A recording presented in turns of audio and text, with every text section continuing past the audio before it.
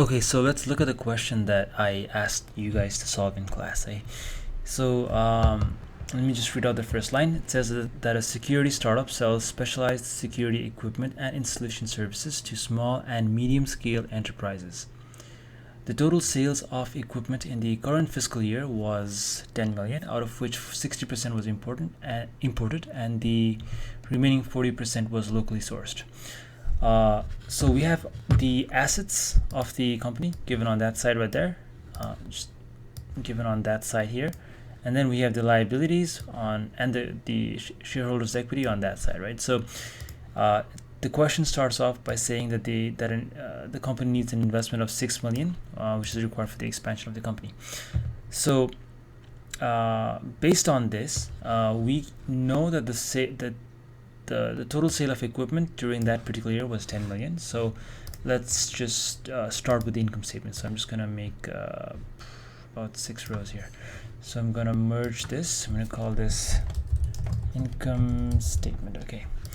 So I'm just going to make this slightly bigger. I have 6 years here. I'm going to make this, okay. That's a bit too big. Okay, a little bit smaller. Okay, perfect. So here I'm going to start off with, I'm going to give this a bit of a color just to make sure that, it stands out. Okay, perfect. So generally, let's put the revenue first, right? Revenue. This is a heading, so I'm going to keep it bold. So I have revenue from imported products, right? Products, right? And I have revenue from locally sourced products as well. So let's just call it local products. Perfect.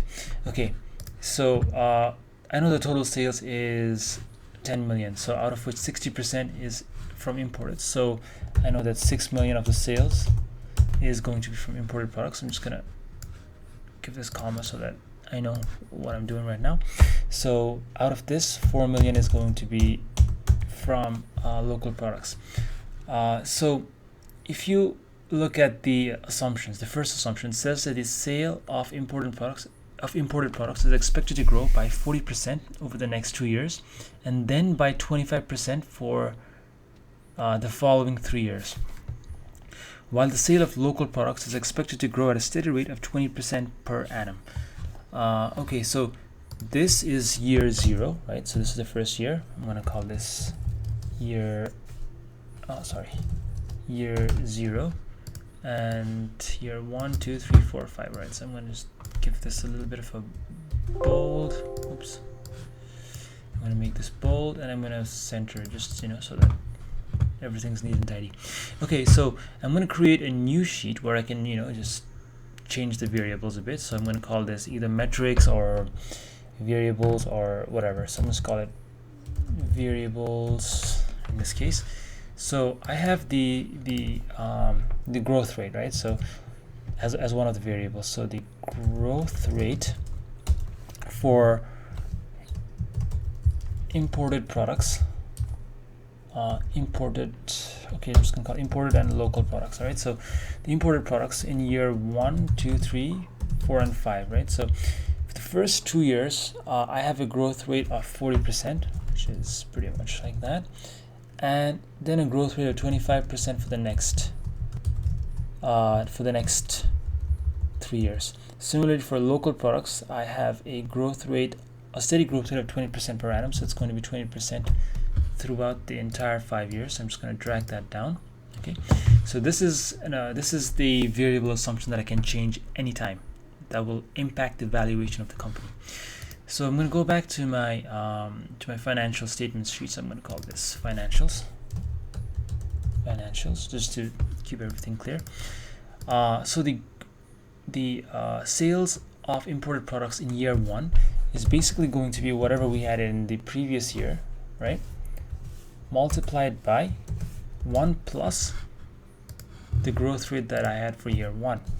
So that's going to be 8.4 million. I'm just going to drag that out, and voila.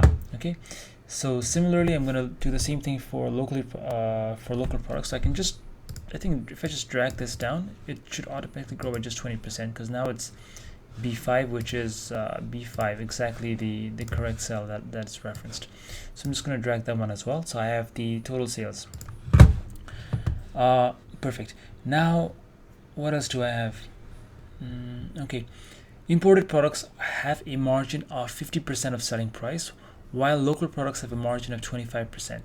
Besides this, the company also makes additional revenue by charging installation services, which averages 20% of the price of the equipment. Okay, so in what this means, let's look at the second sentence right there. Okay, so what this says is that the company makes additional revenue by charging installation services, which averages 20% of the price of the equipment. So in this case, I have another source of revenue, which is installation charges. Let's call it installation. So it's going to be 20% of the sale or the price of both the import and local products. So it's going to be equals to that plus that, right? So that's 20% of that. So times 0.2. Okay. So that's the price, the money I get from the installation. So if I drag that out, then I have the total money I get from installation services. Once that's done, I have the total revenue. So the total revenue is simply going to be the sum of the sum of all of these. All right. So if I just drag that out, I have the total revenue right there. Okay, so let me just bold that one so that it's clear what I'm doing. Now the next thing is I need to subtract the cost of sales, right? So the cost of COGS, that's the cost of goods sold. So the cost of goods sold in this case, it says that the imported products have a margin of 50% of selling price, while local products have a margin of 25%, right? So let's go back to the variables, and then I'm going to put the margin for the imported products. IMPORTED. For the imported products, I have 50% margin on price, whereas for the local products, I have 25%, right? So now that I have that out of the way, let's use those to calculate the cost of goods sold. So the cost of goods sold would simply be, so if I sold 6 million worth of imported products, right, then 50% of that is profit, which means the remaining 50% is actually going to be cost, right? So what I'm going to do is I'm going to multiply that, right, by 1 minus whatever my profit margin is, which is 50%. Right? So that will give me the cost of the goods sold that are imported. Now I also have to add the cost of the goods sold that are locally sourced, which is simply going to be, in this case, I'm going to go back to this locally sourced products, right, times the profit margin on it, which is 1 minus 25%, right? So if I hit enter, then I have my value. So the cost of sales here are exactly 6 million. All right, perfect. Okay, but there's one problem here in the formula. If you look at the formula here, the margin here needs to be absolute reference. So I'm just going to put dollar signs before and after the row and the column references, just to make sure that I can drag this formula without Excel getting confused. So if I drag this out, then I have the cost of sales for all 5 years, or all 6 years to be specific. So now I can calculate my gross profit. ROFIT. So the gross profit here is going to be the difference between the revenue and my cost of sales. Right? So in this case, I have 6 million the first year, and everything goes pretty smoothly. Okay, so perfect. Now that I have the gross profit for all 5 years, now I can start calculating my my expenses, or putting my expenses down. So let's start with the first expense that I have. Assumption number 3 states that the administrative expenses in the current year was 3.6 million and are expected to increase by 30% for the next 3 years, and then by 20% for the following 2 years. All right. So if I just put administrative expenses, right? The expenses in the current year, which is year 0, is 3.6 million. All right. So if I go back to the variables tab, if I click on the if I can just put another variable. I'm going to call it admin expense growth rate. All right, so I'm just going to put GR. So it's expected to grow by 30% for the first 3 years. So it's going to be 30%, 30%, 30%, and then 20% for the next 2 years. All right, so that's perfect. So I'm going to go back to the financials tab, and I'm going to expect this to actually grow. So it's going to be multiplied by 1 plus whatever the growth rate is, which is right over there. So I'm just going to drag that out, and then I have the administrative expenses for all the 5 years. So after that, let's calculate the depreciation. So before I do that, let's look at assumption number 4. The company is expected to make capital expenditures of 500,000 in the 3rd year and 500,000 in the 4th year. All fixed assets are depreciated at an annual rate of 10% in straight line basis. No fixed assets were acquired or disposed in the current year. So I have a fixed asset total cost value of 5 million. So the depreciation charges in the first year is simply going to be 5 million, right? That's the 10% of 5 million, so it's going to be 500,000. So I'm going to put 500,000 as my depreciation in the first year. Besides depreciation, I also have let's look at it, interest expense. So I'm going to go straight into assumption number, let's say assumption number 8. So the company projects that it will require an additional 2.5 million long-term debt in year 2. The interest on it is expected to remain constant at 15%. So the interest is expected to be 15% off the whatever the loan is. So I'll fill in these numbers a bit later. So what I'm going to do now is first calculate the total expenses, which is going to be the sum of all the expenses that I have up there. Just going to drag that down. Okay, I'm going to bold this so that I know this is a total value, and then let's calculate the operating profit. The operating profit is simply going to be my total, my gross profit minus my total expenses. So I have 1.9 million in year 0. This is going to change once I put the interest and the correct value for the depreciation, which probably is correct in this case, but you know, as it changes. After that, the question does say that there is a flat corporate tax of 25%, so I have to deduct the tax. So my tax expense, tax expense is going to be whatever my profit is times 25%, right? So it's going to be quite a lot of money. So my net profit after tax is going to be that minus that. All right, it's perfect. So it's going to remain there. I'm going to make that bold. All right. So this is pretty much the income statement. So once I'm done with this, I can start with the balance sheet. So I'm going to make another quick format out there, and I'm going to call this, let me just merge and center this. I'm going to call this balance sheet. Okay, so in general, we start with the most liquid assets whenever we start the balance sheet, but in this case, we're not really worried about the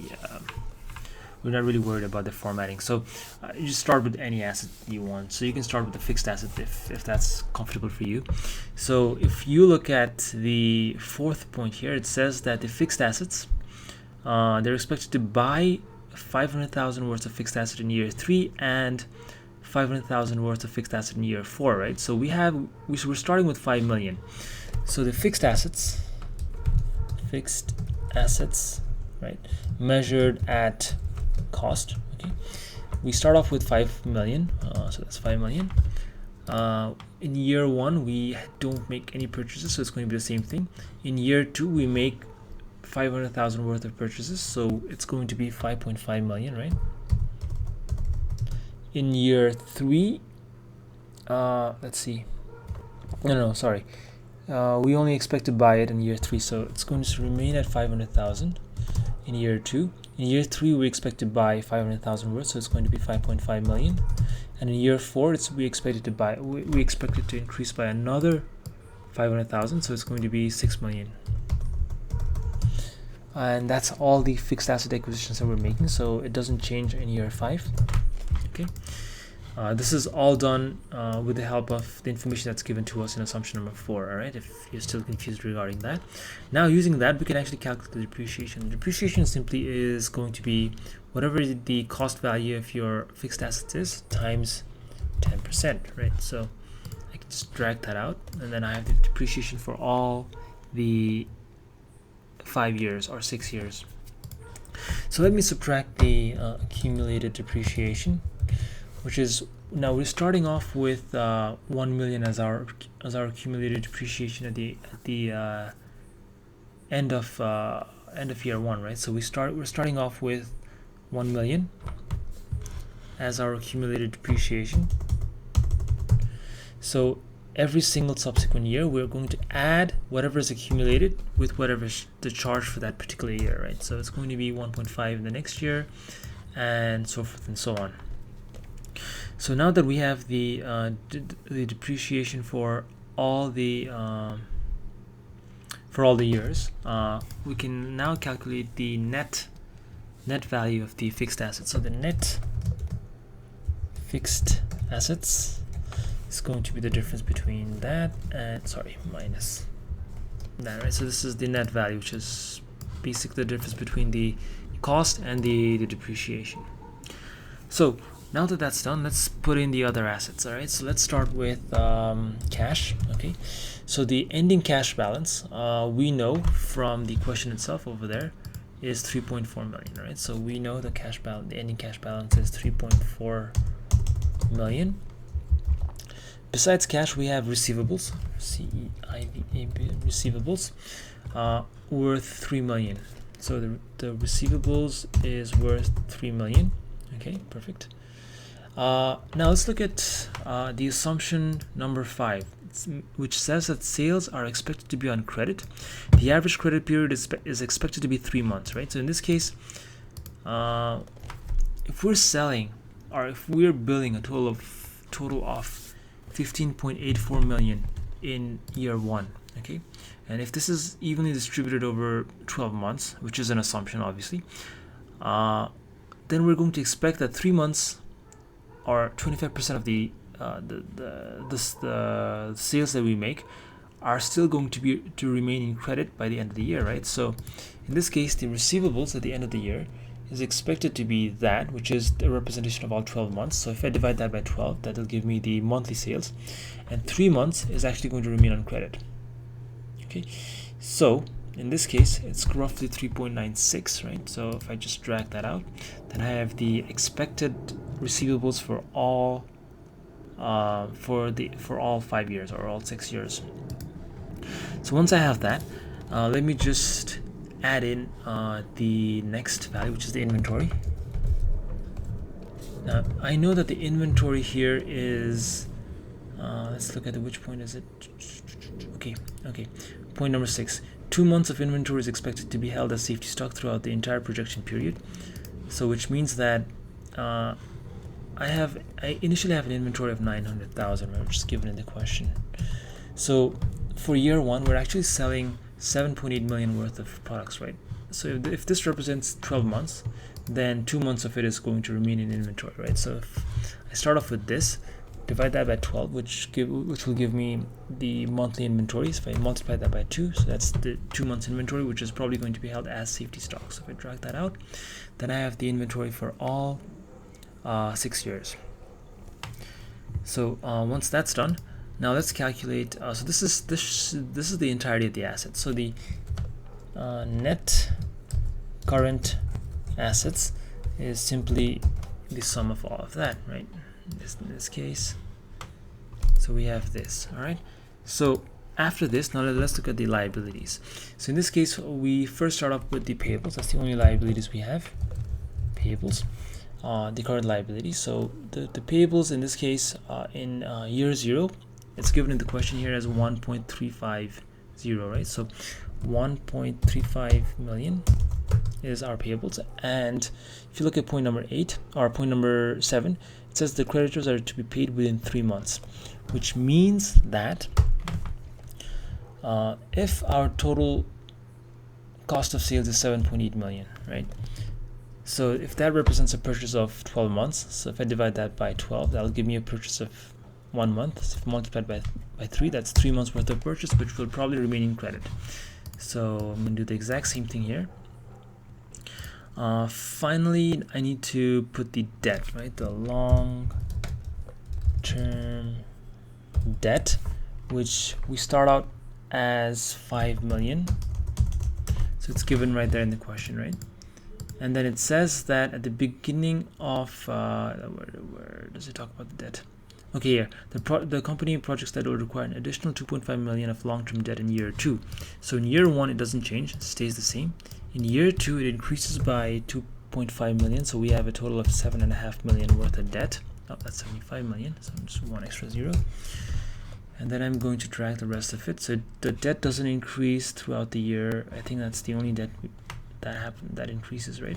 So the interest now can be calculated as whatever your debt is times 15%, right? So now we also have the debt or the interest figure locked down. So once we have this, now our net assets, which basically is your fixed asset plus your current assets, right, minus your payables or your current liabilities and your long-term liabilities, right?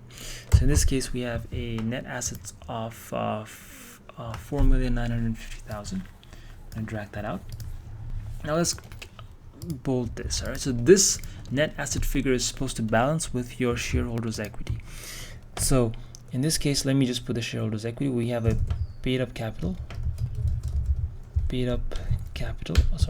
of let's say we have paid up capital of 3 million, so that's gonna stay there. All right, so the paid up capital is just gonna stay there. Now besides the paid up capital, right, we also have reserves, which is like retained earnings, right? So in this case we have reserves of 1.95 million, and in this case it just balances out. So the sum, sorry, what am I doing? So total owner's equity is going to be the sum of the paid up capital and the reserves. So as you can see, the owner's equity of 4.95 matches the net assets of 4.95, right? So this is generally what you expect in the balance sheet. Now, as you can see, it doesn't balance for the second year or the first year and onwards because we haven't completed the total. We haven't really completed the all the figures. So the reserves for year 1 is going to be the reserves for the year 0 plus whatever the profit was for year 1. So I'm just going to drag that out, and our figure is more off. It just doesn't balance that well, but that's all right. It's not a big deal. So the next thing we need to do now is to make the cash flow. All right, so to start with the cash flow, I'm just going to do the exact same thing. I'm going to merge this. I'm going to give it a little bit of a highlight. I'm going to call it cash flow statement. Okay, perfect. We always start with the net income, right? The net income is simply going to be dragged off from the income statement over there, and on the net income we add a depreciation because that's a non-cash expense. So the depreciation for that particular year was 500,000, or okay, I need to put equals to 500,000. So we add that back. Okay, then we make any changes based on the change in the net operating capital, right? So increase in net operating working capital, which is which I did explain in class how we calculate this. So in the question it says that the net operating working capital increased by 662,500. So that would be let's start with minus 662,500. Okay. And then we have a for the next year, for let's say year 1, then the increase would simply be whatever my net working capital is in year 0 minus year 1, right? So in this case, my net operating working capital in year 0 would be this, right? No, this is the fixed assets. So it would be this, right? But it doesn't include cash, right? So in this case, I have to subtract cash. So I could simply do my receivables plus my inventory, right? Minus my my payables, right? So this is the net operating working capital for year 0. So in this, I just subtract my net operating working capital for year 1, which would be that plus that, right? Minus that, right? So if I just close the bracket here, hit enter, so now I would have the change in net operating working capital as 7.6 million. So if I just drag that out, I have the changes set. So once I have that done, now let's look at the other one, which is the what else do I have here? CapEx, right? So I need to put in capital expenditure. So I subtract the capital expenditure, which simply is the amount of fixed assets that I added. So I didn't add anything in year 0, didn't add anything in year 1, didn't add anything in year 2. In year 3, I added 500,000 worth of, right? So it's going to be 500,000. In year 4, I also added 500,000 worth of. Perfect. So now that I have that done, let me add one more thing. Now let's look at the change in debt, right? The change in long-term liabilities. So it stayed stable. In year 2, I increased by 2.5 million, and then it stayed stable for the rest of for the remaining period. So the net cash flow, in this case is going to be the sum of all of this, right? So it's 700,000 the first year, and then I'm going to bold that, right? So my beginning cash balance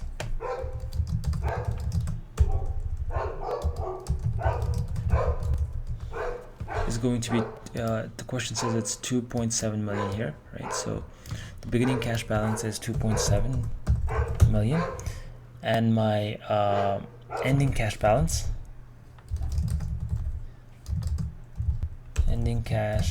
is supposed to be that plus whatever the change is, right? So in this case it was 3.4 million, which actually matches with my cash that I have according to my balance sheet. So after this, the beginning for year 1 is going to be the ending for year 0, and I can just drag that out so Excel will understand what I just did. And similarly, the ending cash balance is going to be dragged out as well, and I have all the numbers plugged in. So in this case, the cash balance here is going to be whatever the ending cash balance is, right? So if I just add that in, these numbers are supposed to balance, right? So if I just drag that out, we have these numbers here are supposed to match these numbers, which actually it does. So we've done most of the stuff correctly here.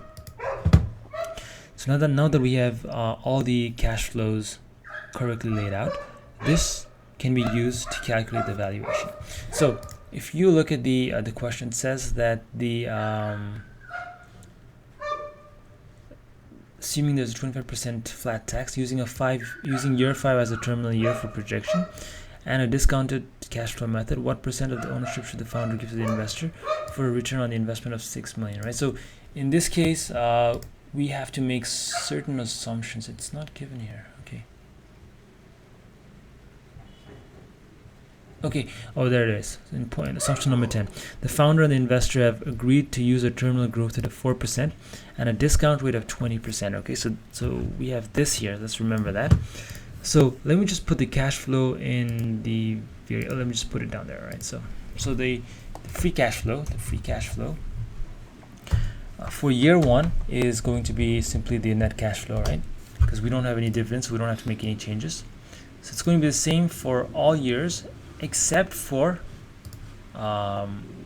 year 5. So since year 1 is already done, right? Since we don't have to worry about year 1 and it's already been done, the investor doesn't really care about that. However, for year 5, we need to put the terminal value here and not the value of year 5, only because the company will still be making money after year 5, right? So the terminal value of the cash flow at year 5, assuming a 4% growth rate, is going to be whatever the cash flow at year 5 is, right, divided by, so in this case it would be the discount rate of 20%, right? So it would be 20% minus 4%. Okay, so I have the so just to make this thing easier, let me just put the discount rate here. The discount rate of 20% and a perpetual growth rate of 4%. So just to make it more easier to manipulate, so we're going to put the discount rate minus the growth rate. So you should get the same number. Perfect. Now the value of the company, or the net present value of the company, simply is going to be the NPV, or the present value of using a 20% discount rate of all of these cash flows, right, at the present. So that would give me an NPV of roughly 18 million. So I'm just going to put comma to take that dollar sign away, because we're not really dealing with dollars right now. So that's the current answer we have. So an investment of 6 million on a company that is valued at around 18 million is going to give me a percentage ownership, right? Percentage ownership for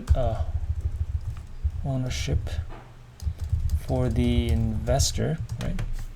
I'm gonna make that slightly bigger. Okay, of, so whatever the investor is investing, which is so let's say the investor is investing 6 million. Right? So in this case, the investment amount, right, is going to be whatever the investment amount is divided by the total value of the company after the investment, which is the net present value of the company, plus the value of the investment, right, which is roughly 25%. So if I just turn that into a percentage, yeah, 24.93% is what you'd have to offer the investment, assuming that the assumptions are correct. So in this case, that there would be your answer.